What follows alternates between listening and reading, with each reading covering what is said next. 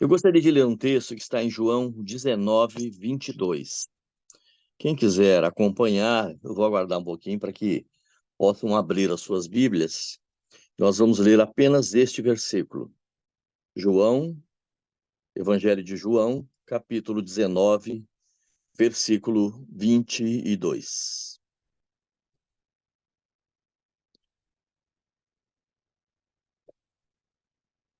A palavra diz assim: Respondeu Pilatos: O que escrevi, escrevi. Amém? Só isso daí. Esse versículo, ele está ligado, todos sabem, né, ao a crucificação de Jesus. Esse versículo, ele mostra quando Pilatos escreveu, era comum aos romanos, quando eles escreviam a condenação da pessoa que ia ser crucificada, eles colocavam a condenação em cima da cruz.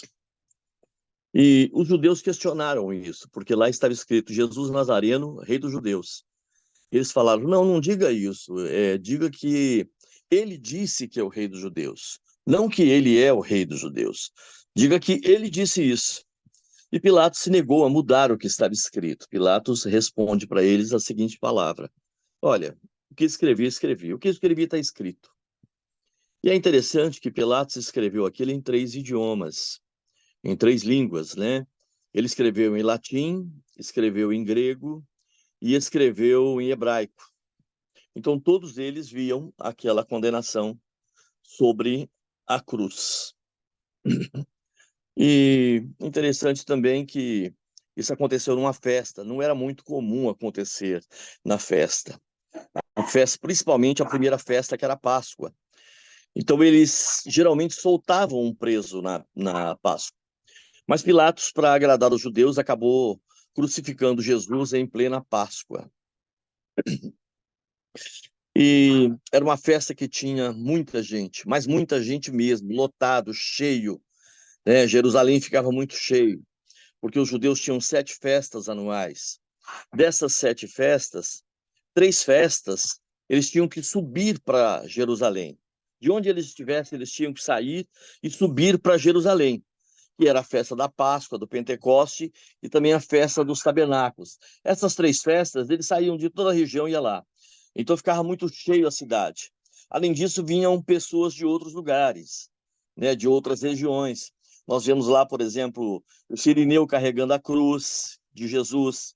Pegaram ele lá para carregar a cruz de Jesus. Quer dizer, ele veio ali de Cirene para ver, porque era um momento cultural, era uma festa cultural, uma festa religiosa, mas festa cultural. E todo mundo queria ver essa festa. E subiam também o pessoal ali da Judéia, da Galiléia, que já era mais próximo, de Samaria, e algumas pessoas, apesar de não se combinarem com os judeus. Tinha Decápolis também, que eram 10 cidades próximas ali, né? E tinha Pérea, e tinha várias outras regiões ali. O que acontece é que todos iam por ali para ver aquilo. É, nós observamos que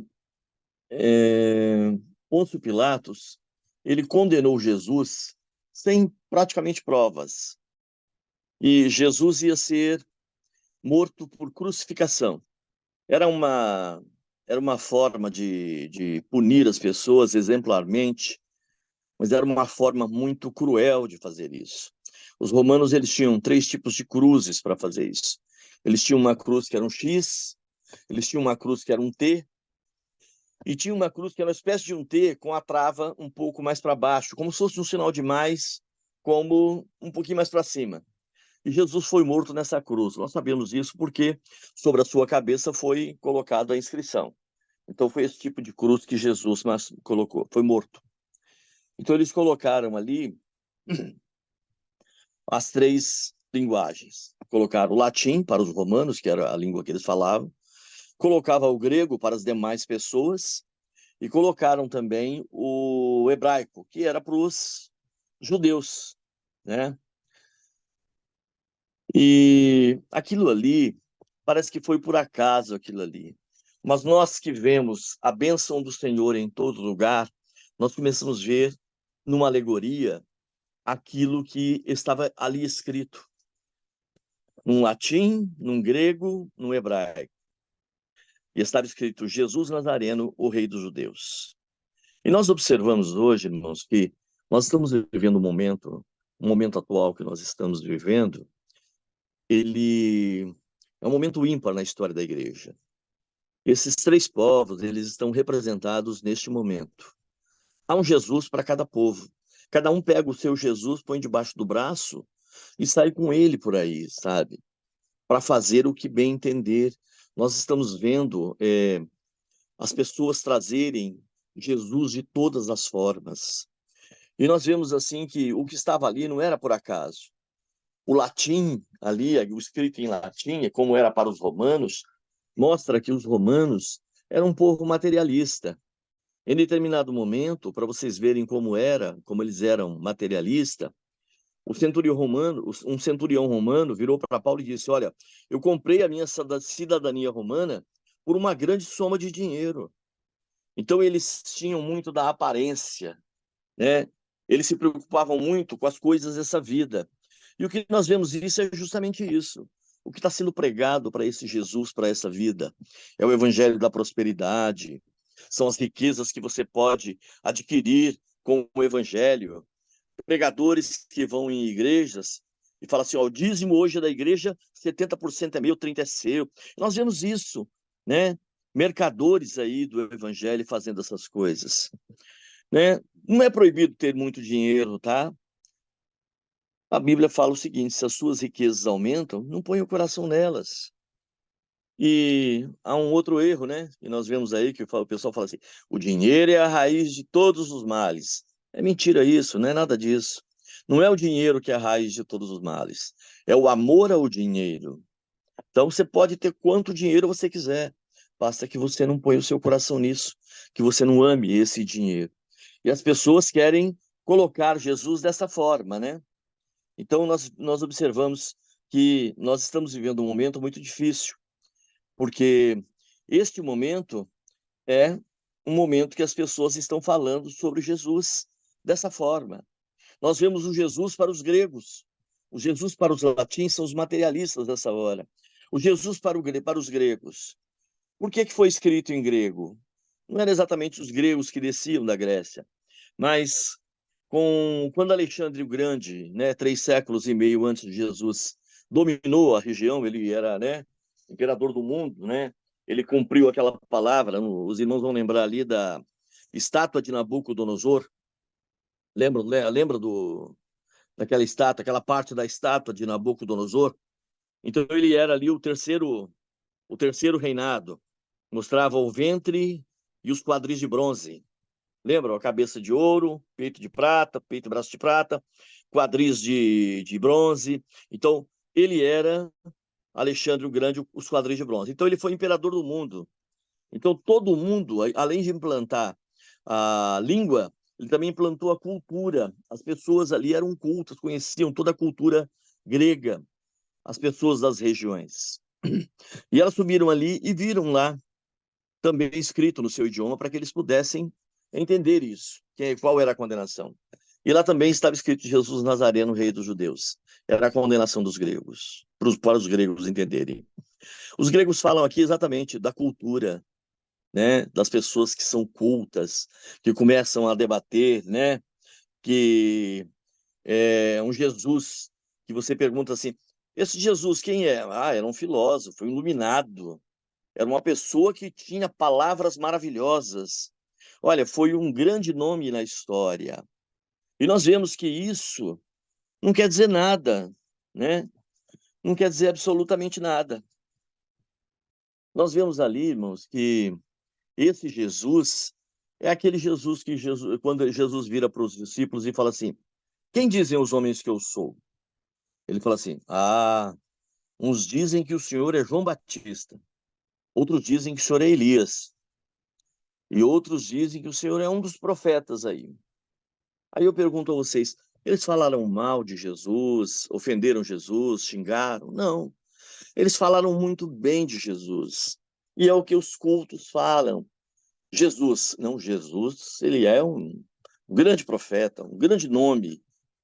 Ninguém fala mal de Jesus, todo mundo fala muito bem. Mas é um Jesus que não faz nada. É um Jesus pregado na cruz ainda. É um Jesus morto. Não é um Jesus vivo. É esse Jesus que está sendo pregado. Nós vemos também o hebraico. Eu vou adiantar aqui para não atrapalhar. O hebraico ali fala dos religiosos, e esses que mataram Jesus, né? E nós vemos ali vários argumentos, né? Você vai para o inferno por causa dos seus pecados. Isso é uma mentira. Ninguém vai para o inferno por causa dos seus pecados. Isso é uma máxima. Ninguém vai para o inferno, ninguém vai ser condenado pelos seus pecados. É uma grande mentira. Você vai ser condenado porque você não aceitou o projeto de salvação. É por isso que você vai ser condenado. Só por isso. Eu acho interessante, né? Quando Paulo fala assim, como escaparemos nós se negligenciarmos tão grande salvação?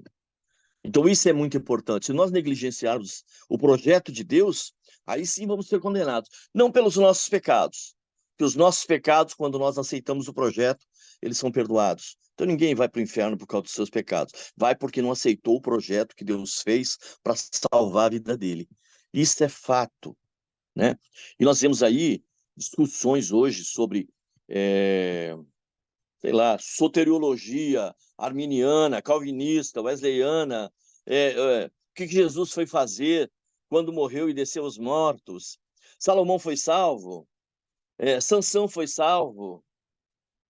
Uma vez perguntaram para um pastor assim, um pastor muito querido, por sinal, ele já faleceu, e perguntaram assim, pastor, Salomão foi salvo?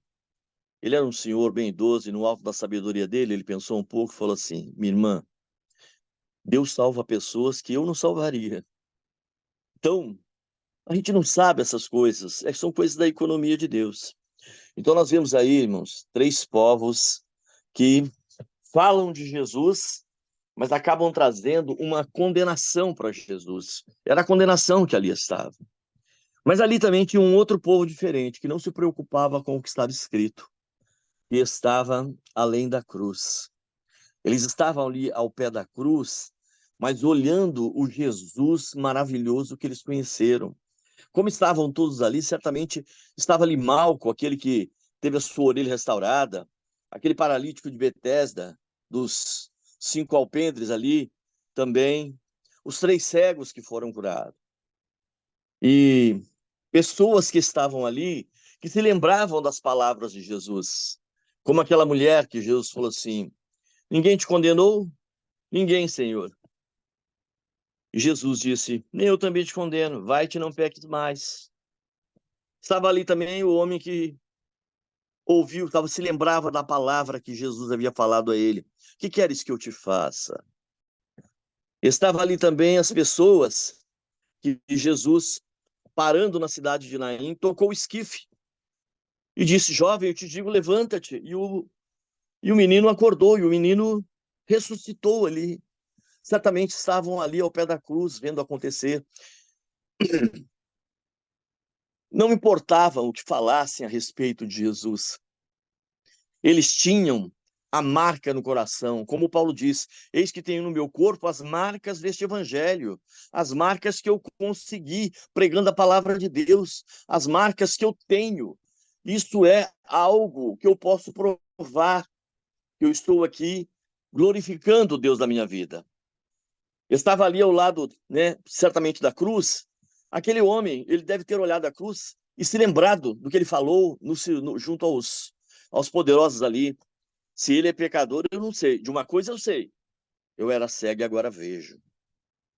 E estava ali ao pé da cruz também, aqueles servidores que falou, ué, vocês foram prender ele e não trouxeram? E eles disseram, nunca homem algum falou assim como este homem.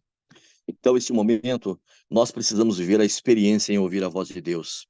Nós precisamos ter experiências com o Senhor, ter a certeza que nosso Jesus está vivo e que Ele está falando neste momento.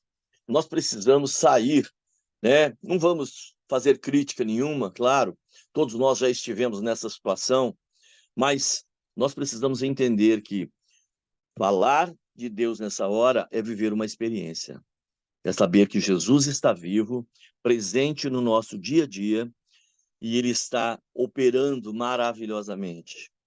Isso que está aí é o Evangelho sendo pregado. Não tem problema, né? Ele vai continuar sendo dessa forma. Mas nós precisamos das marcas deste Evangelho no nosso coração. Amém, irmãos? Que o Senhor nos abençoe.